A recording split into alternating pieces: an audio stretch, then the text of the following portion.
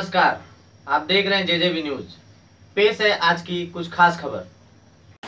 आज हम खड़े हैं किशन नगर में। यहाँ पे भारतीय जनता पार्टी के पदाधिकारी संजय घाड़ीगांवकर जी हैं। हम जानेंगे इनसे कुछ सवाल कि इन्होंने कितना काम किया है और यहाँ पे क्या राजनीतिक गतिविधियाँ चल रही हैं। सर, आपके राजनीतिक करियर में बहुत ही चढ़ाव उतार आया है अभी, और यहाँ किशन नगर में आपने बहुत ही अच्छा काम किया हुआ है। तो इसको लेके सर, आप अभी जो आने वाला इलेक्शन है उसमें सर आप उम्मीदवार हैं या नहीं? कैसा है आपका पहला सवाल कि राजनीतिक करियर में चढ़ उतर। मेरे काम करने का तरीका और पब्लिक के लिए काम, ये यहाँ के थाना में जो बड़े बड़े राजनेता है उनके राजनीतिक करियर में किधर तो भी अड़चन पैदा हो गई है। उसके वजह से मेरे राजनीतिक करियर में सर्वदलीय नेताओं और प्रशासनिक अधिकारियों के मिलीभगत की वजह से मेरे राजनीतिक करियर में चढ़ उतर आए हैं। ये तो सब जनता जानती है, आप भी जानते हो। और दूसरी बात, रहा चुनाव लड़ने का, तो मैंने 1 साल के मेरे इस पूरे पीरियड में पूरे थाना में 26 उम्मीदवार तैयार किए। वो भी ऐसे तैयार उम्मीदवार है कि उनका समाज के तौर पे कर्तव्य, समाज में उनकी प्रतिष्ठा और पब्लिक से उनका लगाव और पब्लिक को उनसे लगाव, ये सब बातें उसमें है। और पार्टी आज डिसाइड करेगी कि मेरे उम्मीदवारों को लड़ाना है या नहीं लड़ाना है, क्योंकि मेरे उम्मीदवार तो विनिंग कैंडिडेट है। चुनाव लड़ने के पहले ही विरोधियों में हलचल मच जाती है। मिनिस्टर कभी दिखते नहीं थे, आज दिन में 6-6 घंटा वार्ड में रुकते हैं, पूरे बागले स्टेट में रुकते हैं, आमदार रुकते हैं। तो ये मेरे उम्मीदवारों की जीत की बुआन। और सर, जो अभी भाजपा और शिवसेना का जो गठबंधन हो रहा है, उस गठबंधन पे आपका क्या कहना है? देखो, भाजपा की ताकत आज कितनी है ये पूरा देश जानता है। और मैं पार्टी का छोटा कार्यकर्ता हूं। आज 4 महीना 24 दिन हो गए मेरे बाहर के बराबर। तो 4 महीना 24 दिन में मैं पार्टी के बारे में ज्यादा बता नहीं पाता हूं, लेकिन इतना तो दिख रहा है कि काम हो रहा है। और पब्लिक को अगर काम चाहिए और काम करने वाले चाहिए तो पार्टी डिसाइड करे कि युति करना है या नहीं करना है। पार्टी का जो आदेश आएगा उस पर अमल करना ये हर पार्टी के कार्यकर्ता की जवाबदारी है। और सर, जो मोदी जी का सफाई अभियान चल रहा है, उस सफाई अभियान को लेके आपने अपने एरिया में इतनी साफ सफाई करवाई या फिर ऐसे? नहीं। मोदी जी का अभियान आने के पहले मेरे साफ सफाई की मुहिम मैं जिस दिन चुन के आया उसके दूसरे दिन 16 फरवरी से ही सवेरे मेरे साफ सफाई के अभियान चालू हो गया था। आपने अगर किशन नगर को पहला देखा हुआ होगा या आप जानते होंगे तो हर जगह पे कचरे की जो कुंडियां लगती थी, कचरे का पूरा ढेर लगता था। आज वो दिखता नहीं है। रोड सफा दिखते है, गली सफा दिखती है। मेरे प्रभाग में किशन नगर 3 भटवाड़ी में जो काम मैंने किया है, उधर आपको कोई गली में गंदगी आएगी नहीं। दूसरे सामने के वार्ड में देखिए, उधर भी काम हुआ है, लेकिन गंदगी क्यों है? काम का तरीका होता है, काम की क्वालिटी होती है। 10 लाख का काम 29 लाख दिखाना और पैसा घर पे लेके जाना, ये धंधा हमने नहीं किया है। हमने पब्लिक को काम करके दिया है, तो पब्लिक को काम दिख रहा है। उसी का जो बोलता रिजल्ट है कि मेरी अपक्ष नगर सेविका हम चुन के ला सके और पब्लिक का आशीर्वाद हमारे साथ में है। आज पब्लिक बोल रही है, साहब आप जो बोलोगे हम लोग आपके साथ है। ये पूरा एक किशन नगर का बात नहीं है, ये पूरा थाने की बात हो रही है। आज जो तरीके से मैं कामकाज कर रहा हूं या मैं उम्मीदवार के लिए भाग रहा हूं और मैं पार्टी के लिए भाग रहा हूं, तो रिजल्ट आपके सामने आ जाएगा। और सर जो अभी अगले महीने में जो इलेक्शन आ रहा है, तो उस इलेक्शन में जो हर पार्टियों का भागम भाग चल रहा है और राजनीति की रोटियां सेकी जा रही हैं, तो उसको लेके सर आप कुछ कैसे है, 27 साल इधर कुछ हुआ नहीं था, हमने कर दिखाया 4 साल 4 महीने में।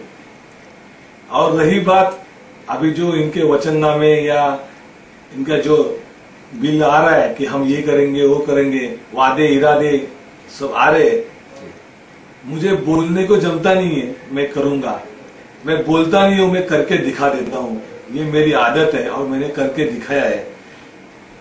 जनता ने आशीर्वाद दिया 2012 में, मैं अकेला चुन के आया, फिर 2016 में बाई इलेक्शन में आशीर्वाद दिया, स्वाति देशमुख को हम चुन के लाए और जनता आगे हमारे साथ है और जनता ने आशीर्वाद दिया।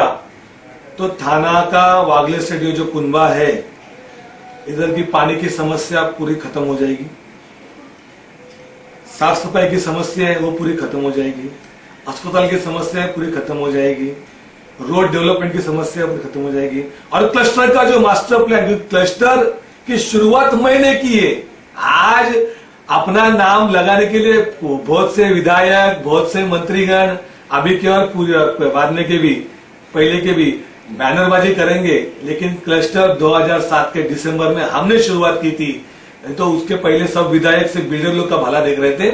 और क्लस्टर आज रुका है, कोर्ट में रुका है, उसके लिए जवाबदार भी ये लोग ही। इन लोगों की मिली भगत कि अगर क्लस्टर पहला हो गया तो इनकी जो पार्टनरशिप है विकास के साथ में, उसके रेट गिर जाएंगे और इनको मुनाफा कम होगा। इसके लिए ये सब राजनीतिक दलों के जो बड़े बड़े नेता है, आपको मालूम है ये थाना में कौन बड़े बड़े नेता है और इसमें अधिकारी भी शामिल है, हर पार्टी का नेता शामिल है। मैं बहुत जवाबदारी से बात बोल रहा हूं, ये हर पार्टी का नेता की पार्टनरशिप है हर बिल्डर से। अगर नहीं है तो बोले छाती पे हाथ रख के हर आदमी कि मेरी पार्टनरशिप ये बिल्डर से नहीं है, मैं इससे 1 रुपया लेता नहीं हूं, मैं इसको 1 रुपया देता नहीं हूं। इतनी बोलने की किसमें ताकत नहीं है। चोर है, सिर्फ जनता को फंसाते हैं, भावनाओं में रुलाते हैं और जनता अभी जग चुकी है और जनता को जगना ही चाहिए पूरी तरह से। अगर आज जनता जगी नहीं तो वापस 5 साल के लिए रोएगी और 5 साल में बहुत कुछ बदलने वाला है, तो उसमें जनता रास्ते पे आएगी और इन लोग बंगले में चले जाएंगे। अच्छा सर, जो यहाँ के कमिश्नर संजीव जायसवाल यहाँ पे अवैध बार पे, अवैध कंस्ट्रक्शन पे जो कार्रवाई कर रहे हैं, तो उसको लेके यहाँ पे क्लस्टर का जो समस्या है, तो कभी आप लोगों ने संजीव जायसवाल से बात की थी?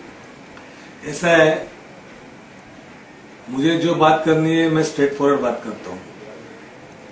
जो कार्रवाई हुई जी बार में, रेस्टोरेंट पे, तो 1 साल से यह कार्रवाई क्यों नहीं हुई थी?